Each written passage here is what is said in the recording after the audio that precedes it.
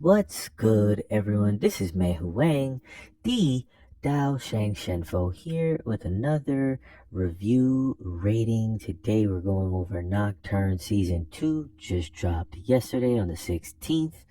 Okay, so having now finished binging Castlevania Nocturne Season 2, I'd like to begin with the most important sentiments, my rating, and did they soil it or not, SpongeBob SquarePants voice.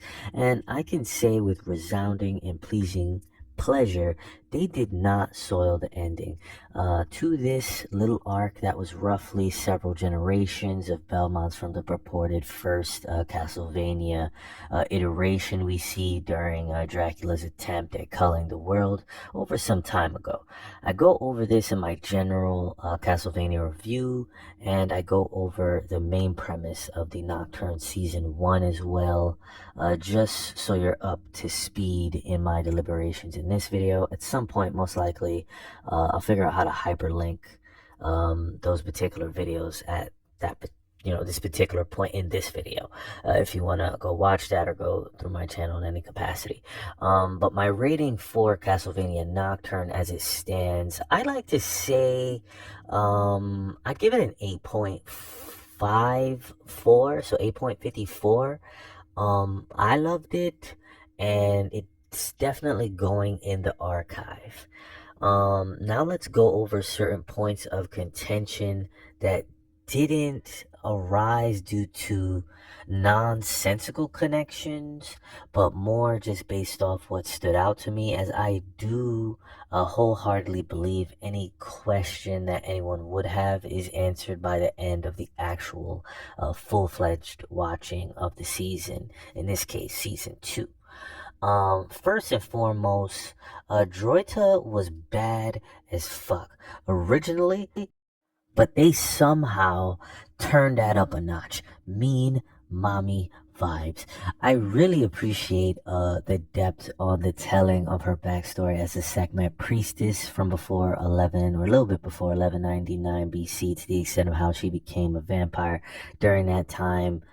Starting then and proceeded to live on experimenting in Sekhmet blood rituals till like 1614 CE, where Droita found Ezerbeth and still, of course, did Sekhmet blood rituals after first turning Ezerbeth into a vampire, and from 1614 CE to 1789 CE put her through a Sekhmet blood rituals. The catch with these Sekhmet blood rituals is that Droita was a Sekhmet priestess. She was employing the use of Sekhmet's actual preserved blood that was in her tombs of antiquity, and that's how she kind of proceeded in turning Ezerbeth into this super vampire. And I appreciated the distinction of the use of Sekhmet's ancient blood and Ezerbeth being turned into a normal vampire first by Droita, and that the developers of the show didn't decide to necessarily pull in the way in which this distinction would have been conveyed. It made the dissemination of the telling of Season 2 therein even more engrossing, which simultaneously means that Droita is roughly 3,440 years old, and Ezerbeth is roughly a little over 200 years old. By the time we land in present timeline, 1789 CE, where the French Revolution is taking place, or has roughly just started, or starting, Ezerbeth is trying to start an all-out war with humanity on the foundational basis of an upstarting new ingenue-like vampire empire, under the shroud and chaos of the comings and goings of the then, at the time, French Revolutionary War.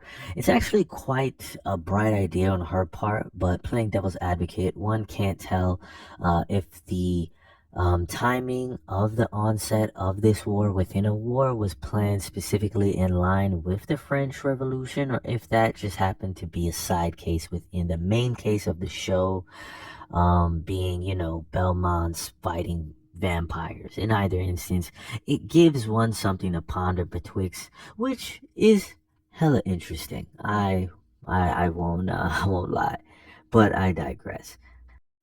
Now going over Maria. Maria getting conjuration powers is cool, and actually being a viable character in the show is a cornerstone and a pillar for great parts to which this season could be told and thrive. Because she had several moments in this season that made me go, "This shit right here, ninja. This shit right here, ninja." Cat Williams' voice. Maria turned into a badass and back again from the depths of her inner turmoil. Partially, I'd say, because she almost became a super evil vampire enchantress, but I doubly say partially because at the end of season 2, you see that look Alucard gives her when she rips the bread and bites into it when they're watching the public execution by guillotine of those humans who were like in favor of vampires or who helped vampires in one manner or another. It makes me believe if there is another arc, perhaps by another name, as the developers of this story could walk away from this arc, as I feel it is in a state that it doesn't need to be added to if they don't want to. The story is complete enough. It's complete. That Maria may be a main character with another Belmont, perhaps when she's a bit older, with another Belmont of the Belmont line and Alucard, and maybe just maybe we see Alucard Maria 1v1. But that's just my possible, plausible speculation. Annette is a trump character for this show, with the Orisha depictions being used as an enticer or drawer of sorts for this season. Um, I I again do like the use of Veves and whatnot. Annette was fleshed out enough, and her journey to the spirit world and meeting Ogun in his realm was interesting. The choice of voice actor for Ogun was funny, not in a bad kind of way. Just made me laugh personally. As it pertains to Annette's character, it definitely makes me want to see more anime-esque African mythology shows for real. And her aesthetic in the possession of a segment was beautiful. Very well depicted as it pertains to like Egyptian goddesses and whatnot in the flesh or otherwise. Really cool, really interesting.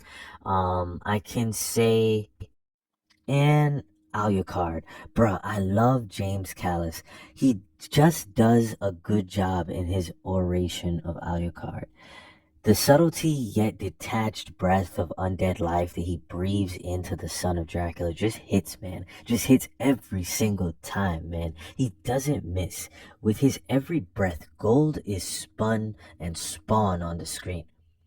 There are fewer moments of contention than in the original Dracula Castlevania show, but there's still a few moments, a few nuggets, so to speak, that will bring you back to a simpler time in your life, or points of pain that lay dormant in the psyche, that this show does unravel in some senses and soothe for each respective viewer. I feel like in watching it. Outside of that, I would say it's really cool at the end that they changed the character model to Richter when you get to the end of the first initial credits. Anytime you watch one of the episodes associated with season 2, a really dope touch. I appreciate the small details and curios. I may have mentioned that in my original season 1 review of Nocturne. I think the only other question for Nocturne is where is Maria conjuring her creatures from? Like, what realm in particular? In a certain sense, one could say that this question may have been partially amended in the way Just E. Belmont states that Maria is summoning her darker emotion creatures from a realm humans don't understand and perhaps will never understand. But I still have to ponder, because since we have witnessed acknowledgement of other realms via derivations and points of emphasis from Kemetic and Orishan mythos and worlds, it's only right that these type of questions get fleshed out, or that we see characters in future seasons of a different name and timeline that, I don't know, conjure creatures from the Norse realm or whatever assortment of realms the show decides to derive quote-unquote inspiration from in the future. In either instance, this has been Meihouwangddouzhanshengfo here. Uh, don't forget to like, comment, subscribe, follow wherever. I'm gonna put this video on multiple platforms. Put some comments or, whatever. Throw anything down there. I'd love to make another video on this show or maybe certain questions maybe someone may have in the comments. If it's like super pertinent and makes you think and stuff, and you can make a video off of it, stuff is really cool. In either instance, again, just have a great day, guys, and thanks for watching wherever you may be.